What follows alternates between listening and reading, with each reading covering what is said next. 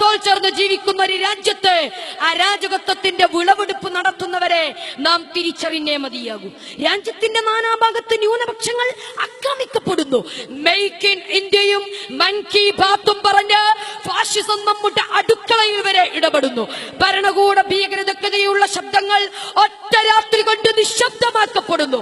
ഈ രാജ്യത്തിന്റെ മഹത്തായ പാരമ്പര്യത്തെയും പൈതൃകത്തെയും കാലിപൂശി വിദ്യാഭ്യാസ സമ്പ്രദായത്തെ ഹിന്ദുത്വവൽക്കരിക്കാനുള്ള ശ്രമങ്ങൾ അണിയറയിൽ തകൃതിയായി നടന്നുകൊണ്ടിരിക്കുന്നു.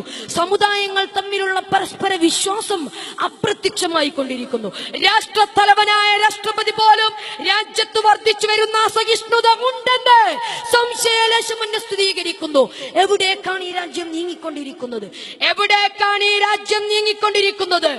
ഗാന്ധിജിയും നെഹ്റുവും മൗലാന മുഹമ്മദ് അലി ജൗഹറും തോളോട് തോൾ ചേർന്ന് നേടിയെടുത്ത സ്വതന്ത്ര ഭാരതം എന്ന മഹത്തായ സ്വപ്നം ചീട്ടുകൊട്ടാരം പോലെ തകർന്നു വീഴുകയാണോ?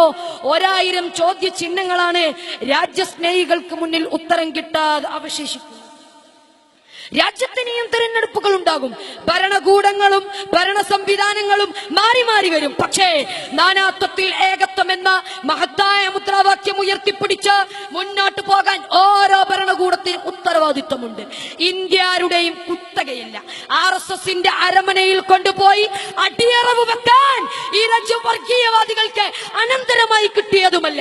നൂറ്റാണ്ടുകളായി ഈ രാജ്യത്തെ വായു ശ്വസിച്ച് ഇവിടുത്തെ മണ്ണും വിണ്ണും പങ്കിട്ട് ജീവിക്കുന്ന ാണോ ഹിന്ദുവും മുസൽമാനും ക്രിസ്ത്യാനിയും? അവർക്കിടയിൽ വർഗീയതയുടെ വൻമതിലുകൾ തീർക്കുന്നവരെ ഭാരതീയരായ നാം ഭരണസിരാ കേന്ദ്രങ്ങളിൽ നിന്നും പടിയടച്ച് പിണ്ടം വെക്കേണ്ട സമയം അതിക്രമിച്ചിരിക്കുന്നു. ലോകം മുഴുക്കെ അത്ഭുതാദരങ്ങളോടെ വീക്ഷിച്ചിരുന്ന ഇന്ത്യൻ ബഹുസ്വരതയെ പിച്ചിച്ചീന്തി ഹിംസയുടെയും വെറുപ്പിന്റെയും ഏകരാഷ്ട്രം സ്ഥാപിക്കാനുള്ള ആഹ്വാനങ്ങളാണ് മുഴങ്ങിക്കൊണ്ടിരിക്കുന്നത്.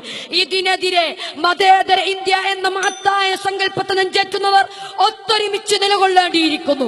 പന്നിയെ അറുക്കുന്നവർ അറുക്കുകയും വെറുക്കുന്നവർ വെറുക്കുകയും ചെയ്യുന്ന പോലെ പശുവിനെ ഭുജിക്കുന്നവർ ഭുജിക്കുകയും പൂജിക്കുന്നവർ പൂജിക്കുകയും ചെയ്യുന്ന സ്വാതന്ത്ര്യമാണ് നമുക്ക് വേണ്ടത്. അല്ലാതെ വർഗീയതയും അസഹിഷ്ണുതയും നാടുവായുന്ന ഇന്ത്യയിൽ ഹിന്ദുവിനും മുസൽമാനും ക്രിസ്ത്യാനിക്കും സ്വൈര്യമായി ജീവിക്കാൻ സാധിക്കില്ലെന്ന് നാം തിരിച്ചറിയണം. പ്രകോപിപ്പിച്ച് മുതലെടുക്കാൻ പലരും കിണഞ്ഞു ശ്രമിക്കുന്ന ഈ സാഹചര്യത്തിൽ ഇന്ത്യൻ മുസ്ലിമുകൾ ഏറെ കരുതലോടെ നീങ്ങേണ്ടതുണ്ട്. ഉമ്മാക്കി കാണിച്ച് പേടിപ്പിച്ചാൽ താന് പോകുന്നതല്ല വിശ്വാസമെന്നും അന്യമതസ്ഥന്റെ പതനം കണ്ട് ആഘോഷിക്കുന്നവനല്ല മുസൽമാൻ എന്നും പ്രവർത്തനത്തിലൂടെ തെളിയിക്കാൻ സാധിക്കണം. എന്ന് ഖുർആൻ പ്രഖ്യാപിച്ചിട്ടുണ്ടോ? ആ പ്രഖ്യാപനം ഉൾക്കൊണ്ട് രാജ്യത്തിന്റെ കെട്ടുറപ്പിന് വേണ്ടി സൗഹാർദ്ദത്തോടെ സഹിഷ്ണുതയോടെ സഹോദര്യത്തോടെ മുന്നേറുക. നാഥൻ തുണക്കട്ടെ.